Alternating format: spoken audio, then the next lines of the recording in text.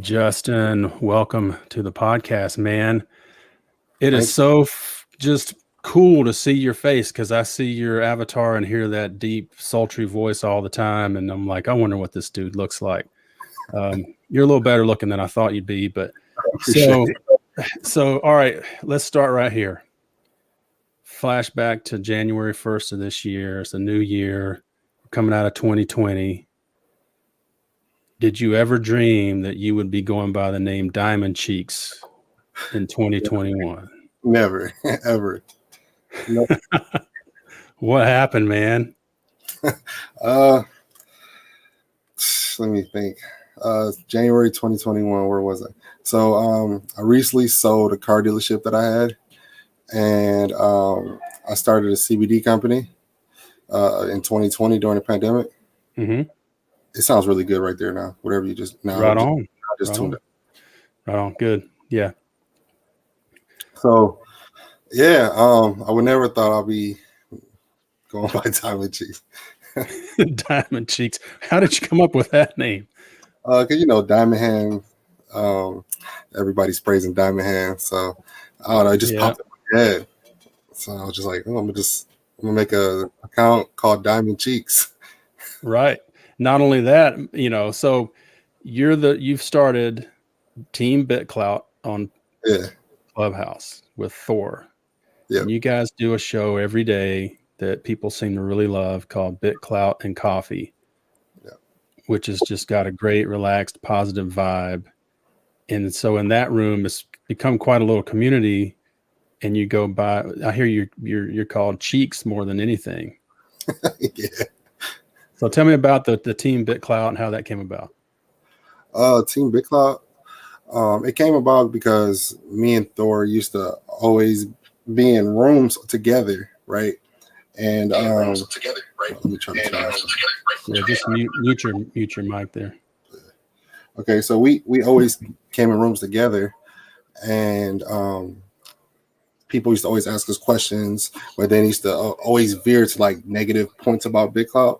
And I understand people wants to know about these things too, as far as like is it a scam or anything like that.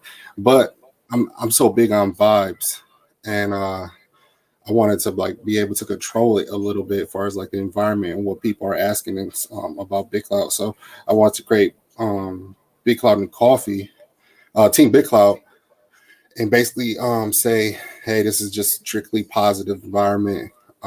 We don't really want to hear about is it a scam or anything like that. If you want to join it, join it. If you don't, you don't. So that's really why I created it, so I can basically give people some great advice that I think, and control the negative aspect. Gathering of friends. I mean, it's just kind of got a unique nature to it that I'm finding that personally, I'm like, all right, well, when are they going to start this up? I'm ready to, see everybody All or right. hear everybody. And I get the feeling that's the case for a lot of people where they're like, well, you going to start this or not? Right. Yeah, and it's funny because like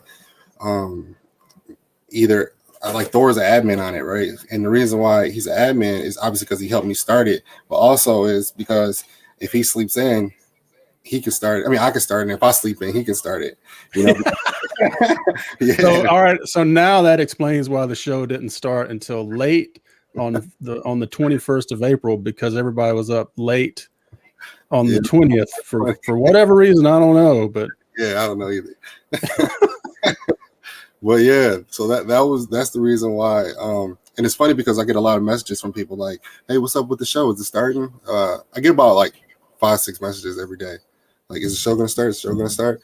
And I'm thinking like maybe we should like do a real set schedule and really like honor it, and figure out like a day off too. Because some days you just want to sleep in. yeah, So it's a maybe huge the weekend. right. Right. So I'm thinking about just taking the weekends off and just do BitClout Coffee Monday through Friday while people are like getting up for work or anything like that. Because a lot of people said that they stopped listening to certain podcasts, stopped listening to certain music shows, talk shows on the radio, and they just tune into BitClout Coffee. So that's pretty cool.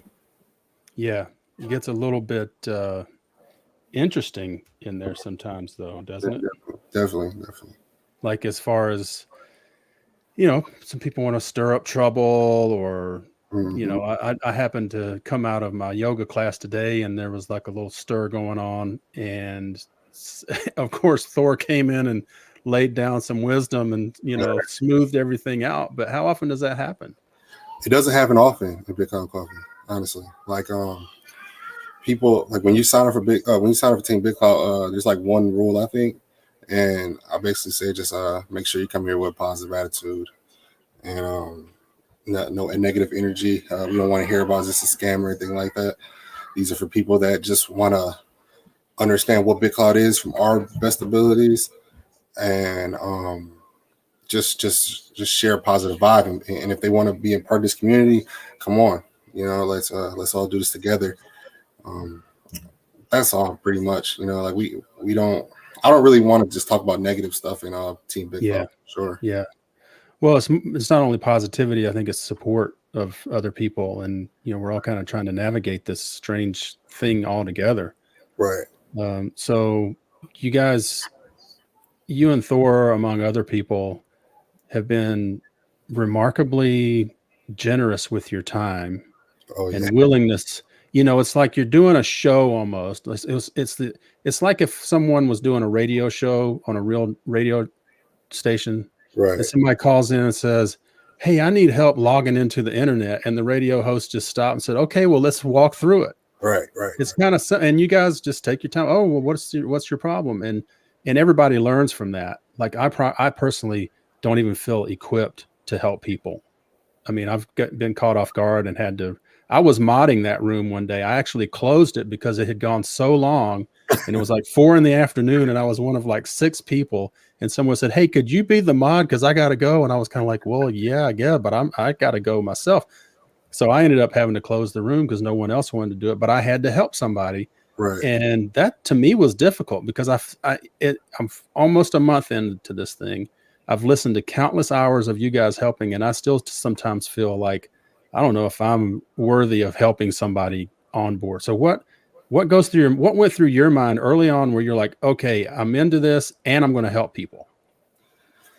It's kind of probably like my personality. I was always like a giver and just always want to help people out and just not always look at it to like gain some type of monetary value with things. So, and also I started on BitClout on the first day it launched. So, I was there as like developers as they like added more features to the actual platform. So, and then I do you have your Clubhouse on right now? Your audio up on Clubhouse? No. Okay, because I'm hearing just a slight echo. I don't know if that's just your computer or not, but probably not. Okay. Anyway, sorry about that. No, you're fine. So, basically, like I used to be in Ali's rooms. Jake Udell, he used to be on Clubhouse a lot when it first launched. Before it even launched, before it was just like a little backdoor code you need to have, password you need to have to actually go on to BitClout. So when that was going on, Jake Udell used to be on there, and I liked how he controlled the rooms too. Like he actually used to cut people off. Like, hey, we're not here to talk about that. I'm just here to show you a new platform I think is beneficial to people. Take it with a grain of salt. If you want to be a part of it, come on. If you don't, we really don't want to hear about your negativity. And cut off some big name people too. That's on the social media networks and Bitcoin maxis and stuff like that. So I liked how he maneuvered when he was actually on BitClout. I mean on Clubhouse, doing these interviews in these huge rooms with 1,000 people in there. So I kind of got inspired by how he was doing it with the Team BitClout. And you're going to have to develop some of those skills, I think, because I have a feeling BitClout and Coffee is going to have a huge room here in the next few weeks. Like it's just going to grow in an explosive form.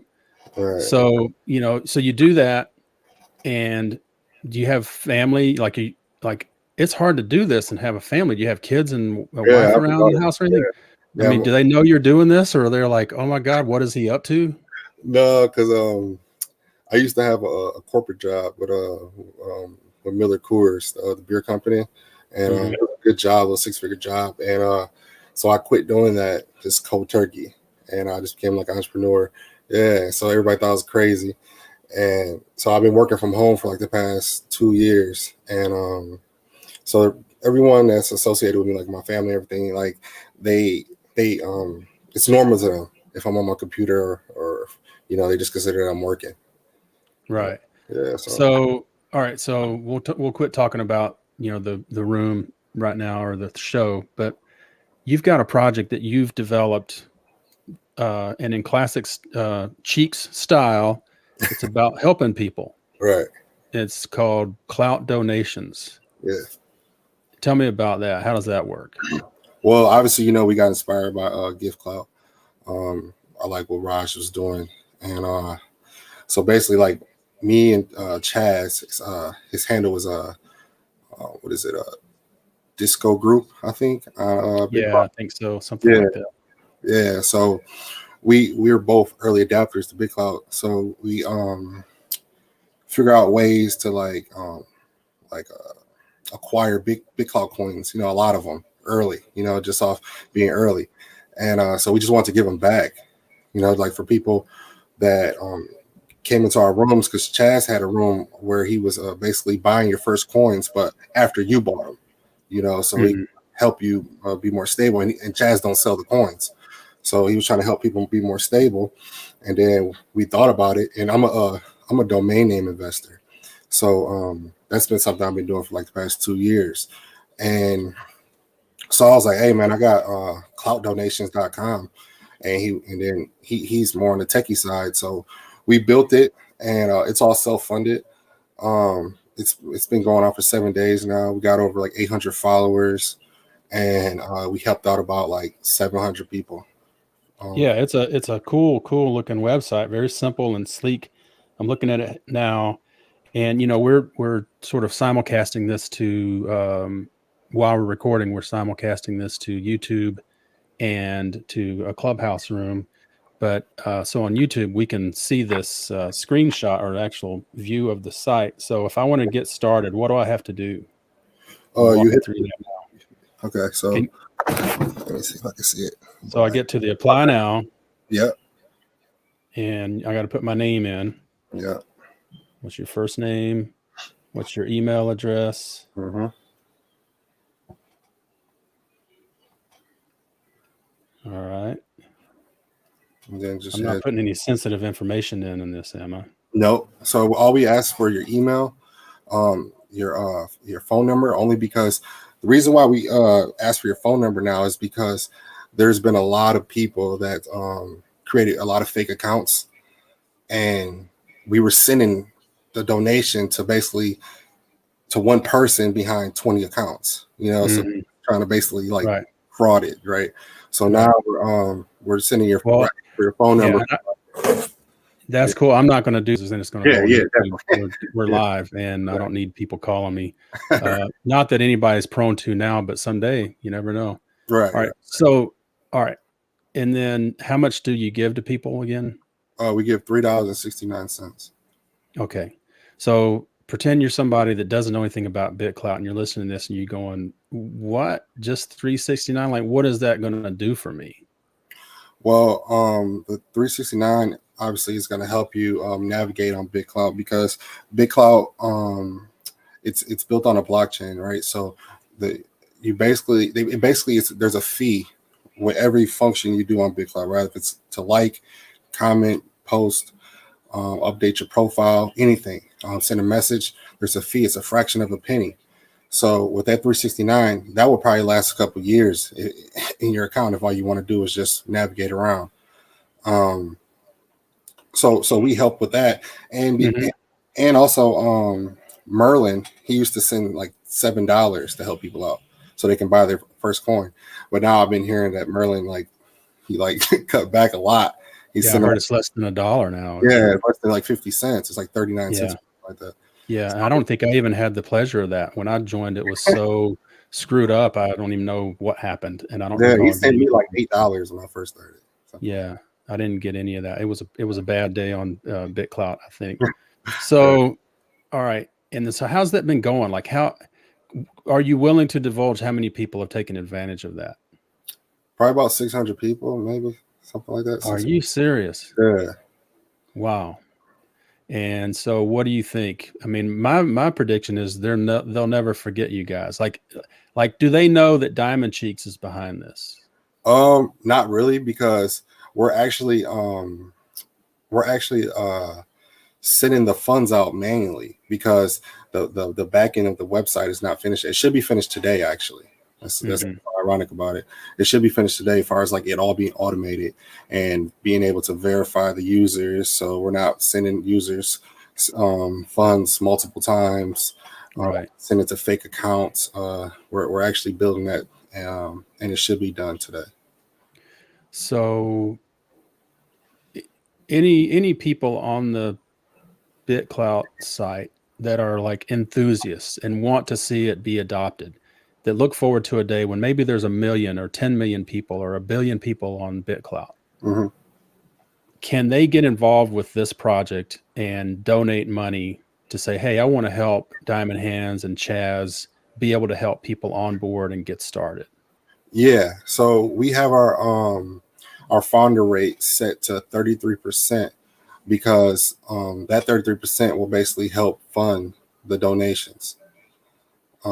So if people want to help out, we're not telling anyone to buy our coin or anything like that, but that's how we're in the future we're going to plan on funding this project. Because right now it's just self-funded. Me and Chaz are just basically donating the funds to send out. Is there any kind of, I mean, how do you foresee doing that? How do you engage people to say, here's, is it them buying the coin for clout donations, and then a portion of that is going, or all of it's going to underwrite? Yeah, we're gonna have all of it go to the actual. Okay. Yeah. Okay. Yeah. So seeing on your site, on on the BitClout site, visit us on cloutdonations.com to receive free BitClout, either to get you started on BitClout or just as a gift. It's completely free to users. So that's to the people, that's for the benefit of people wanting to get the help. What do you do with your, we'll call them investors, your coin holders, to help them understand this is what they're helping to support? We're gonna start using Clout members that Ali created, and just come up with like some type of exclusive giveaways or stuff like that, just to help out the members that actually are coin holders. So we haven't even thought that far yet, because obviously we're still building out the back end of the website. And we're also for the top coin holders for cloud donations, we're also gonna funnel clouddonation.com users to their accounts, so they can gain followers organically faster too. So like say like you apply for cloud donations, and your BitClout podcast is a top coin holder, we might just put you in the text form, in type form, filling out. We might add a page on there and says, please follow BitClout podcast. Mm-hmm. You know, you will organically grow with all the people that's coming through, because we're getting about 400 people that's visiting the site every day. So you'll have kind of a sponsored by part of that page. Yeah. Man, that's a great idea. Well, thank you. I can't wait to see how that goes moving forward. So, all right. So now let's talk about domains. Okay. We're in the domain of DiamondCheeks. I've heard you talk a lot about that, and I get excited over domain. You and Thor and a couple others, and then it's gotten me sort of hooked. I've probably bought at least 150 domains. I'm kind of domain crazy right now. Mm-hmm. And I heard Ali talk about, I'll wake up in the middle of the night and jump up and grab a domain, and I'm not quite there yet, but I certainly think of it. But during the day, I'll go try to grab one more or something. And sometimes I'll look back and go, what in the world was I thinking? Yeah, I own about 550 domains, and I probably like only about 30 of them. So what do you do about that? I don't know. I just buy. They're cheap. I'm addicted, and so at the time when I purchased them, I'd be thinking like, I can make something out of this, or I can sell it. You know what I mean? Like, that's what I'm thinking. Like when the .club extension came out, I was buying some bull crap. I don't even want to tell you some of the domains I was buying. It was crazy. Like I was buying a lot of bad ones. What's the one you hate that you're like, oh, what was I thinking the most? Let me think. What was that? Ginormous pig. Like that. I don't know what the hell. You did that on 420 or something? When did you do that? No. So yeah, it was like, so I think it was like ginormous pig. .clout or something. So what inspires ginormous pig that you foresee somebody's going to want that? I was watching something. Oh, I was barbecue place or something. I don't know. So what's your best one, you think? My best one, well, .club will probably be broadcast.club. Nice. Right. So what about BitClout related .coms? My best BitClout ones would probably have to be I own BitCloutCoin.com. Wow. Yeah, so that's like a really, really premium one. And I own BitCloutPrice.com. Okay. Yeah, so those are probably the best ones. Yeah. So which sites do you use to obtain those? GoDaddy. I use GoDaddy.com because their customer service is amazing. Like you can, like I had like I tell you people, like be careful with the renewal fees. So I had like a whole bunch of renewal fees hit me like a couple days ago. It was like $1,200 worth of renewal fees. So they were all crappy domains too. So I just called them and told them like, hey, these renewal fees just hit me. I was meaning to drop these domains. It's possible I get a refund and drop them. And they did it in like 5 minutes. So, wow. So what do you think about, like, I only just learned about Dynadot. You ever use that? No, I only use GoDaddy, honestly. Okay, because I dropped a little too much on GoDaddy a few days ago, and then in some room, Ed or Brian Krasenstein said, "Oh, I've been using Dynadot for years, and it's free security, or whatever that domain security, free privacy." Because that's what I hate about GoDaddy. You get a cheap website, but if you don't want to be contacted by every web developer in the world, then you should have that privacy function. I never ever bought that, to be honest with you, and I never been contacted. I'm doing something wrong because last time I didn't use privacy, I got called by every web developer, especially from India, because so much development goes on from there. I would get calls all the time, and then so like now I get, at least I get I am getting an email or two for each domain, but yeah, so that's the one. What I do like about that site is they give you a grace period or a grace period for deletion. So like the other night, I canceled like 30 of them. They give you 120 hours or something like that to cancel a web domain after you've bought it. Yeah, so that's pretty cool too. Then I do like that because I've had buyer's remorse on a big portion of this. So, and you can prepay. So I had prepaid a little bit of money. Then I was able to kind of regain that with a fee to say, okay, well, now I've got a little more money to get some that I've thought of later that I should get. Yeah. So, I mean, GoDaddy, I don't even know. I don't even know if they have a grace period, but like I said, like they jumped on it so fast and gave me my refund. It was literally in my account like a couple minutes. So that was pretty okay. Cool. Yeah. So you've been doing this a long time. What's the top 1 or 2 points you give newbies that they should consider when going into this territory of domain trading or whatever you want to call it? There's like this thing people call like a radio test. So when you say it, will it sound good on a radio ad? You know what I mean? So like the ginormous pig or whatever. You know what I mean? Like you'd be like, make sure you guys visit ginormouspig.club. Like you'd be like, what the hell is that? You know what I mean? Like, so it wouldn't pass the radio test. Yeah. How do you spell ginormous would be my question. Right. Exactly. So what I would say is try to keep it under 2 words. Try to keep it under 15 characters. Category killers are the best ones. Like, what does that mean? A category killer is kind of like windows.com, jeans.com. Yeah. You know what I mean? Just a huge category. Houses.com, Right. carinsurance.com. You know what I mean? So just a category of just category, whatever. But yeah, so I would try to keep it under 2 words, keep it under 12 to 15 characters. And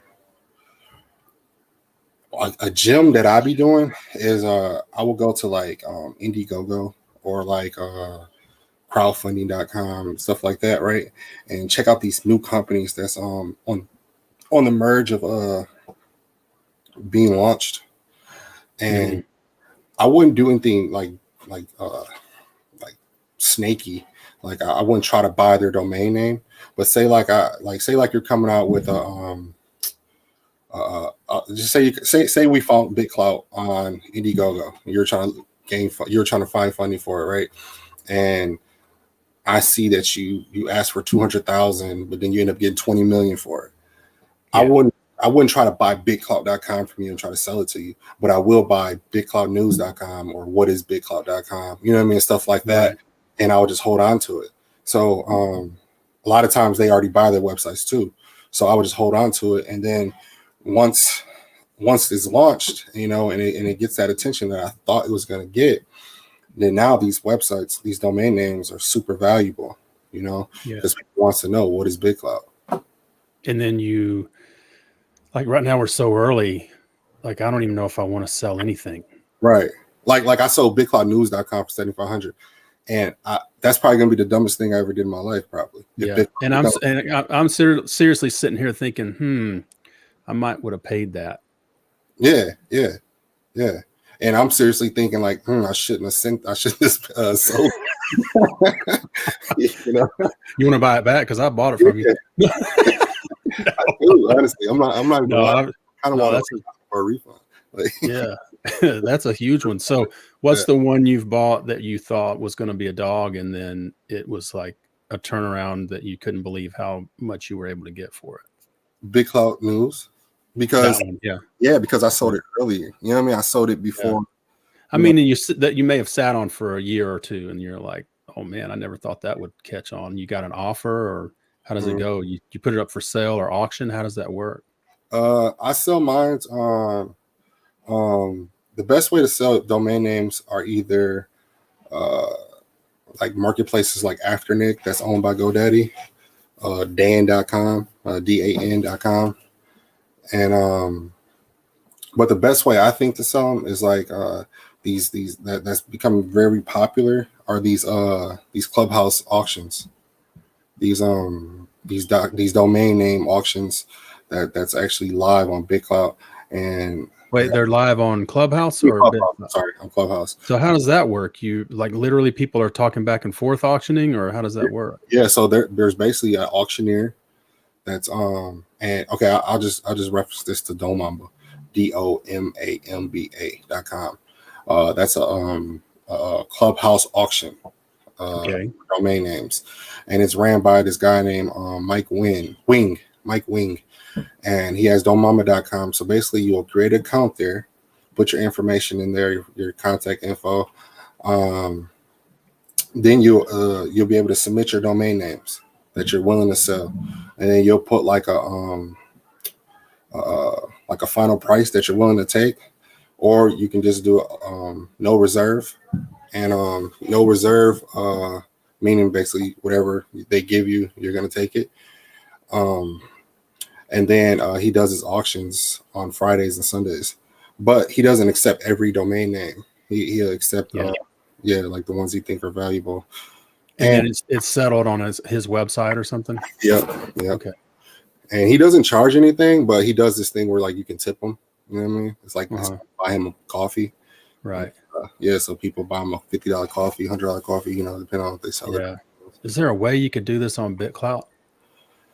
I actually own. I started BitClout domain market is all one word on BitClout.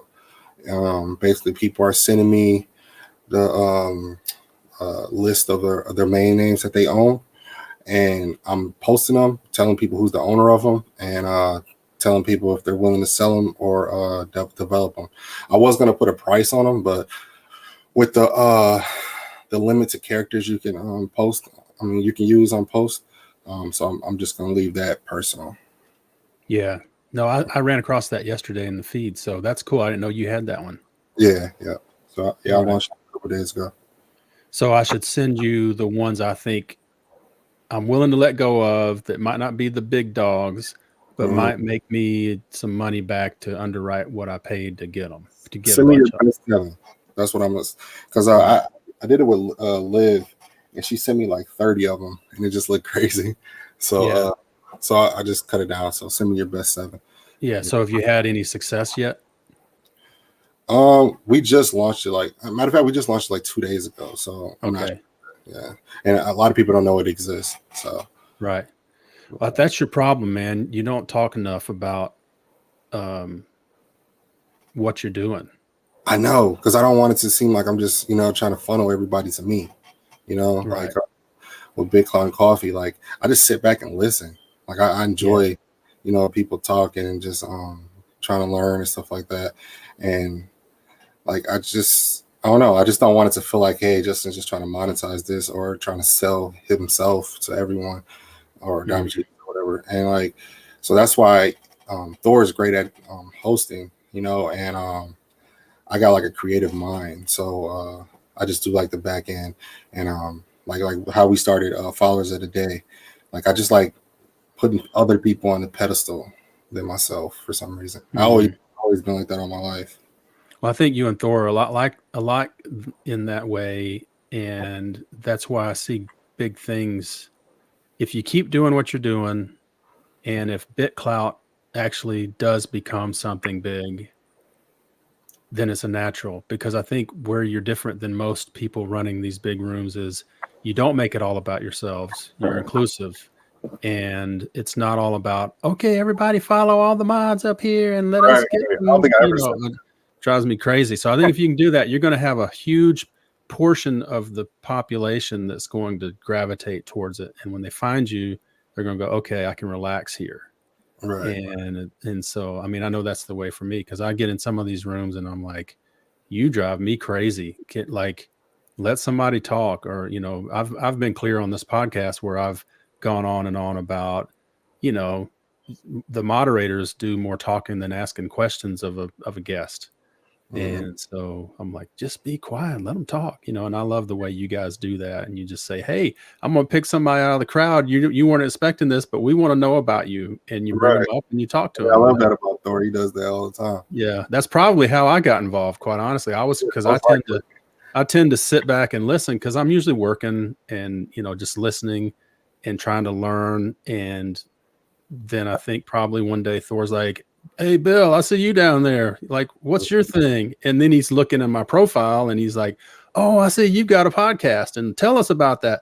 Yeah. And so he does that to everybody. Yeah. So cool. All right. So what do you see? What do you foresee here with this BitClout thing? Forget the, all right, let me rephrase that. And I've asked this before in other podcasts. What's the thing that is the biggest red flag or concern for you? And then what's the thing that gives you the most confidence? As far as BitClout as a platform? Yeah. The most confidence is how people are onboarding so fast and celebrities are adapting to it. Like the other day we had Grant Cardone on in our room, and like he's a huge public figure, and just he tweeting about it and all that stuff. Like that's gonna help the platform grow. And I also like the fact that there isn't a exit right now. You like that?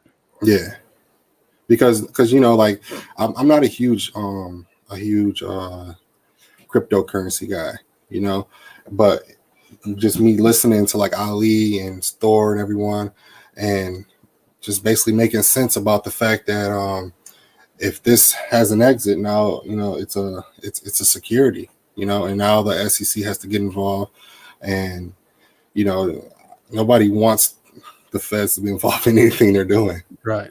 Of course. And we all worry about that. And I've talked about that on this podcast. And quite honestly, so I just released a podcast with Michael Joseph, and we talked about that. And I asked the question, like, okay, let's think about this for a minute. You've got people that have created off ramps, like with over-the-counter trading, or now we have BitSwap, and we have the other one, the P2P exchange, which is more Bitcoin related, and then BitSwap's an Ethereum swap, where he's basically forking like Uniswap, which is a decentralized exchange. So we see all of this growing, and I brought up the question to Michael. So is it possible that the developers of this don't want to create an off ramp? And I think that's what it is. That they actually want other people to do it.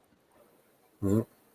I think they're for the reason you just described. Yeah, and it's great marketing. That too, but it keeps their hands off, where they can say to the SEC or somebody saying, "No, we didn't create an off ramp. People are buying tokens to exchange back and forth as a utility in this thing, but they're not. We don't provide them a way to like turn it into money again, so to speak. But we can't stop other people from doing it. Like whether it is M-Pesa, where people are trading minutes on cell phones in Africa, as currency." And so maybe that's intentional. I don't know. But at the same time, so yesterday, and we'll release this podcast probably tonight or tomorrow, but we talked to Sigil, which was, pretty remarkable. And he went through the white paper with us, and he talked about here's what happened after the interview. I said, "Hey, I'm excited to see what you're doing, and to send me a link to your new platform, your new version as soon as it launches." He's like, "I'll send it to you tonight." And I was like, "Yeah, I might have to go get a little more, add some more Bitcoin to my account so I can buy some more of your BitSwap token, your coin." And he's like, "Or you could use Ethereum." And I was like, "Oh my God, you're right. Because what you've created is a way for me to not use Bitcoin to get BitClout. I could use Ethereum." So he's not only created an off ramp, he's created an on ramp, which sounds pretty exciting. But then it hit me this morning. What about the idea that we've got this bonding curve for the value of the BitClout price, that according to the white paper is for every 1 million BitClout tokens or coins minted, so to speak, the price will double. And that's one of the things that got my attention the first, because of the relative scarcity and how it's kind of inversely the same as the Bitcoin scarcity. Right. That creates this, keeps the price going up. But if people can bring other currencies in, does that sort of negate that whole idea that, like, it almost creates a way where people aren't buying more BitSwap, they're just trading it. They're not buying more BitClout, you mean? BitClout, right? Yeah. It's kind of like, okay, because I know, like I told you, I'm not huge on how cryptocurrency works, but it's kind of like how I was told about it. When you sell your okay, say like I invest into your coin, right, and I sell it, and I like dump you or whatever people call it, and I take it to the exchange, like BitSwap or something like that. So those coins are essentially destroyed. Right.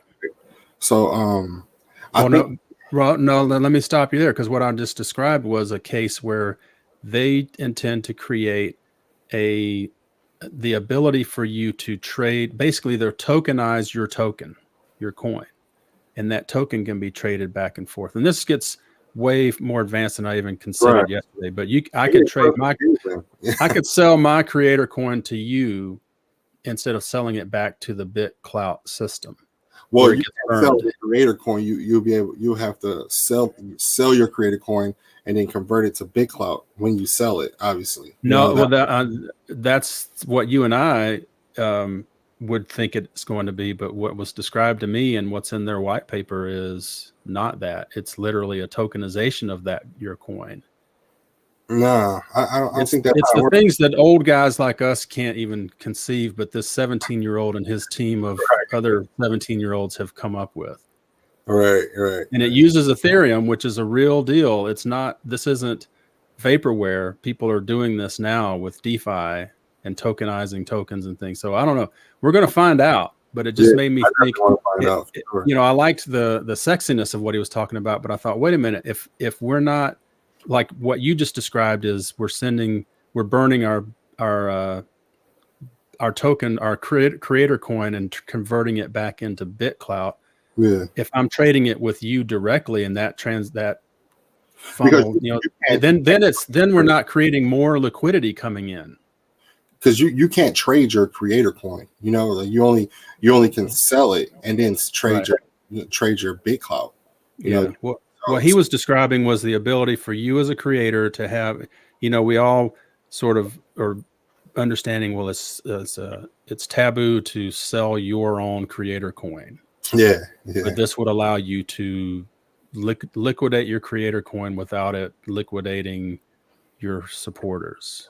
See, I don't even think it's taboo to do that though, honestly. Like I'm not gonna sell my coin just because I'm not, but if I invest into BitClout podcast, right, and you own 10 of your coins and you sell 3 just so you can have, some liquid and invest into other people, I don't care. I just, then again, I just have that personality where I don't really take a lot of things personal, so some people do though, and I think we're all learning that. Right. And because people are saying like send them a message and let them know you're selling your coin and all that stuff. And like people have been doing that to me because I invest into a lot of people's coin because I got multiple accounts, and so I invest in a lot of people's coin. And they're sending me messages like, "Hey, is it okay if I sell one of my coins so I can invest into BitSwap or something like that?" And I'm like, "Yeah, you don't have to ask me." Like, well, yeah, and then that's kind of the inverse of the stock trade where people are trading on insider information. Now you're telling somebody to go dump you so that when you do sell your coin, it's going to be worth less. Right. It's all kinds of paradigms we're thinking through, and even I love that we had Alec Torelli, poker player. I don't know if you're familiar with him. He's a whiz. And he was on our podcast last week, but I heard him on another podcast the other day, and he had come to the conclusion in that time that he was going to create a white paper for his coin so that he could let his token holders know what his plans were, which I thought was really cool. But then, it almost sounds like a private placement or something in this, securities world. But he was going to. Coins. What's that? He spent like 10 grand on his coins, like when he first launched. Yeah. Right. So. Yeah. But so we hear, it's like letting people know, well, here's what we're going to do. Just like you're going to be letting people know what you're going to do with clout donations. Right. And so. Yeah, I'm going to dedicate BitClout and Coffee day to clout donations. I'm going to put that as the spotlight, one of these days. But I'm kind of waiting though, because I want it to be all automated, like I was telling you, like we're doing it manually right now. So once everything is done, it should be done today. Hopefully it is. All I'm doing is just paying people to do it for me. And so if it's done today, then I'll do it this week. I'll dedicate a BitClout Coffee room to clout donations. Like we got Jake Udell, I think next Thursday on the show. So I'm pretty sure he'll bring a lot of people in. So I'll probably do it. Yeah. But it can't scale the way that we foresee it will by just these one at a time engagements of let me help onboard you. Yeah, but what's helping it scale organically is the fact that once you fill out that type form, that application to get the actual clout donation, once you fill that out, it asks you to reclout a text. and basically saying that you got clout donation. And I think we're at like almost 200 reclouts. Right. You're talking about just, and that makes sense. But I'm talking about just the overall onboarding process. Like I've never witnessed something where a company or entity or group launches what could be a massive, even world-changing platform and just completely relies on the community to train the It's users. weird. I don't even know why I do it, to be honest with you. Like, I don't either. It feels like I have an obligation though. Like that's the crazy part about it. Like I wake up in the morning, I'm tired as hell, and I'm like, oh shit, I gotta do BitClout coffee. I got a check coming, but I enjoy it. Like I enjoy helping people out. I enjoy the community. I enjoy like my I consider them my friends and stuff like that. Like Thor and Gabby and everybody. Where we built this community together. We're actually molding BitClout, if you think about it. Like, in a way, because we talk about, we have these rooms every single day about, oh, be careful with your founder reward to 99, 100, and all of a sudden then it happens. Right. So I wouldn't be surprised if they're in the room listening. Yeah. Well, I find that sometimes I really don't. I want to check out. Like I need to take time off and not think about BitClout. But everything's happened so fast that I'll find myself checking in even on the weekends just for a few minutes here and there, just to see if something's happened that I need to know about, because it's like going at a breakneck speed. And, maybe that'll stabilize someday, but, right now we're all trying to just leverage something out of it. So how's that for you? It's been difficult. But again, it's my choice. You know what I mean? Like I don't have like a regular job. Like I don't work for anyone, but I do own a couple businesses, and like they're relatively successful businesses. But I have been like neglecting them though. Like I have a CBD company that pays my bills, that helps me save money, everything, all my investments and stuff. And I've been neglecting it, but not to the point where I'm like, oh my God, I'm like destroying my business, but more to the point where I'm not helping it scale anymore. It's more like I'm just basically accepting it, and how I run things is all about scalability. Like I want to constantly grow, I want to constantly grow. Like I started the CBD business literally not even a year ago, and we're in like 15 states now. You know what I mean? Mm-hmm. Like it's growing really fast, and like it's shocking, to be honest with you. Like I'm super thankful about it. But what's the name of your business so our listeners will know? It's called Vibez, Vibez. Our biggest seller is the hookah shisha. The shisha that you smoke in the hookah, it's non-tobacco and non-nicotine, so it's like a healthy alternative to smoke hookah, and it's like completely organic and stuff. And that's our biggest seller, and we're the first like American-made CBD infused shisha. Like all the other shishas come from like the Middle East and stuff like that. That's awesome. So we'll wrap this up here in a minute, but I did want to point out, just thinking forward, because this thing's going to catch on like wildfire, I think. Right. And I've seen that with Clubhouse and Bitcoin.